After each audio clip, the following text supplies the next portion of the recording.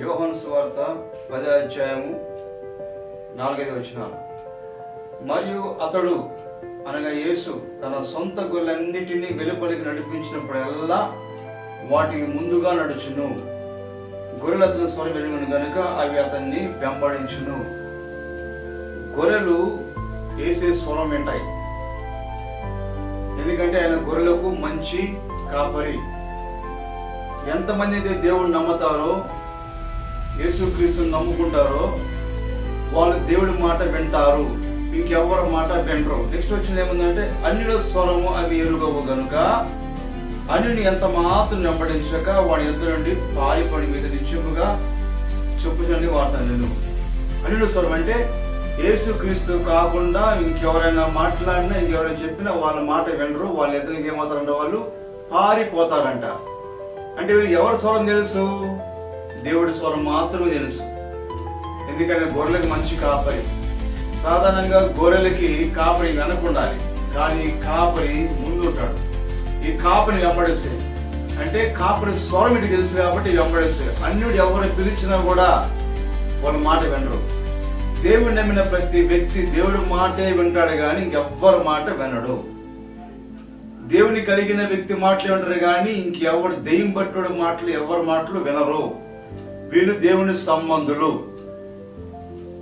అవ్వ అనగా మన ఆది తల్లి అవ్వ, ఆమె ఏదోని తోటలో ఒంటరిగా వెళ్ళింది. సాతానుడు వచ్చాడు అవ్వ దగ్గరికి, మాట్లాడుతున్నాడు. ఇది నిజమని అడిగాడు. అంటే ఆమె రిప్లై ఇస్తా ఉంది. ఆమెకు అర్థం కాలేదు ఎవరు స్వరం అని. ప్రతిరోజు సాయంత్రం యేసుక్రీస్తు ప్రభు వచ్చి, దేవుడు వచ్చి వాళ్ళతో మాట్లాడతాడు, వెళుతూ ఉన్నాడు. వీడెవడో మధ్యలో వచ్చాడు. వచ్చి మాట్లాడుతుంటే వాడు ఎవడో మాట్లాడింది పారిపోవాలి కదా, వాక్యం సెలవిస్తా ఉంది, పారిపోతాను సెలవిస్తా ఉంది. దేవుడు యేసు చెప్పిన మాట ఏం పారిపోలా.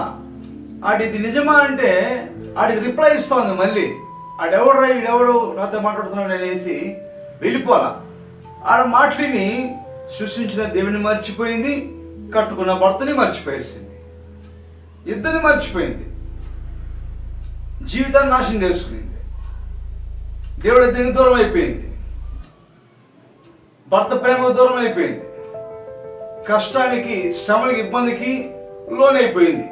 ఎందువల్ల జరిగింది తెలుసా? ఇది దేవుడి మాటని తిరస్కరించింది, సృష్టికర్త మాట మర్చిపోయింది, కట్టుకున్న భర్తని మర్చిపోయింది. ఎవడి మాట వింటుంది? ఇక్కడ సాతాను మాట వింటా ఉంది. మరి ఆ సాతానుడు ఆ మాట విన్నప్పుడు, అయ్యి నువ్వు ఎవడురా అసలు, నువ్వు నాతో నీకేం పని, నేను నాకు నా భర్త తెలుసు, నా దేవుడు తెలుసు, అసలు నువ్వెవడవి అని పారిపోవలసిన అవ్వ నిలబడి అతనితో మాట్లాడుతూ ఉంది. ఆకర్షణ. ఈరోజు లోకం నుండి ఆకర్షణ ఎలా ఉందంటే, కుటుంబాన్ని మర్చిపోయే విధంగా చేస్తుంది, భర్తను మర్చిపోయే విధంగా చేస్తుంది, కట్టుకున్న భార్య మాట మర్చిపోయే విధంగా చేస్తుంది, బిడ్డను మర్చిపోయే విధంగా చేస్తుంది. ఆకర్షణ. ఈరోజు లోక ఆకర్షణ పడి ఎంత మంది కుటుంబాన్ని మర్చిపోతున్నారు, కట్టుకున్న భార్యని మర్చిపోతున్నారు, కట్టుకున్న భర్తని మర్చిపోతున్నారు. కారణం ఏమిటంటే ఆకర్షణ. ఇది తెలుసా నీకు? ఇది చూసావా, అది చూసావా, వాడిని చూసావా, దాన్ని చూసావా అంటే ఆకర్షణ. అసలు నువ్వు ఎవరురా, నువ్వు నాకు ఎందుకు మాట్లాడుతున్నావు, అసలు నాకు నీకేం సంబంధం అనే మాట రావడం. ఇక్కడ లొంగిపోతున్నారు, పాడైపోతున్నారు, కుటుంబాన్ని కూల్చేసుకుంటారు. ఏసేమన్నాడు ఇక్కడ, నా గొర్రెలు నా స్వరం వింటాయి, నేను తప్ప వాడికి ఎవరు తెలవదు, నేనే వాడికి తెలుసు, నా స్వరమే వింటాయి, కానీ ఎవరు కూడా వినరు. ఒకవేళ ఎవడన్నా కూడా వచ్చి మాట్లాడితే పారిపోతాయి, కానీ వాడిని ఫాలో అవ్వు, వాడి మాట వినవు అని యేసయ్యే గొర్రెలంటే మనం సాక్ష్యం ఇస్తున్నాడు. గొర్రెలంటే మాట వినేటి అన్నమాట. మేకల మాట వినవు, గొర్రెలు మాత్రం యజమాని మాట వింటాయి. మన దేవుడు మన కాపురు, మన గొర్రెలు కాబట్టి ఇది మనం దేవుడి మాట వింటాం. మనకి దేవుడి మాట తప్ప ఎవడో మాట మనకి తెలవదు.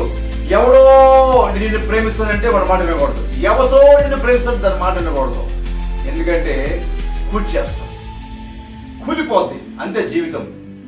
కాబట్టి జాగ్రత్త నా ప్రియ సహోదరి సహోదరుడా, దేవుడి మాట తప్ప ఎవరి మాట వినొద్దు. దేవుడి మాట నిన్ను కరెక్ట్ నడిపిస్తుంది, గమ్యానికి చేస్తుంది. నువ్వు అనుకున్నది, నువ్వు చేయాల్సింది జరుగుతాయి. ఎవడో మాట, థర్డ్ పార్టీ మాటను విన్నట్లయితే చేసుకుంటావు, కుటుంబానికి దూరం అయిపోతావు, ముఖ్యంగా దేవుడికి దూరం అయిపోతావు. ఎవరి మాట అంటే అన్యుడి మాట అనగా సాతాను మాటను విన్నట్లయితే ఖచ్చితంగా దేవుడికి దూరం అయిపోతావు, కుటుంబాన్ని లాస్ చేసుకుంటావు, లైఫ్ని స్పాయిల్ చేసుకుంటావు.